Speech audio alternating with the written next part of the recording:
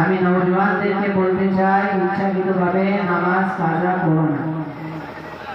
আল্লাহ আমাদেরকে জিন্দেগি একটা দিয়েছে, আমাদের কাছে কোনো 4-5টা জিন্দেগি না। নামাজ কোনো হালতে আমাদের মাফ নাই। কিতাবের ভেতরে এসেছে যদি কোনো মানুষ দাঁড়িয়ে দাঁড়িয়ে নামাজ না পড়তে পারে তো বসে বসে পড়ে, বসে বসেও না পড়তে পারে তো শুয়ে শুয়ে পড়ো, আর শুয়ে শুয়ে না পড়তে পারে তো নজরের হিসাবে পড়ো, ইশারার দ্বারাই পড়ো। কোনো হালতে আমাদের নামাজ মাফ নাই। আজ নওজওয়ান ভাইরা ইচ্ছাকৃতভাবে নামাজ ছেড়ে ঘুরে বেড়াচ্ছে।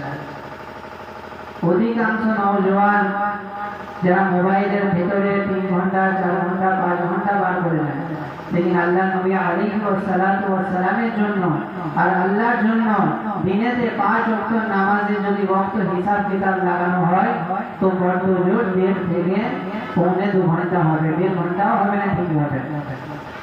আমাদের জন্য আল্লাহ কত আসান বানিয়েছে নামাজটাকে।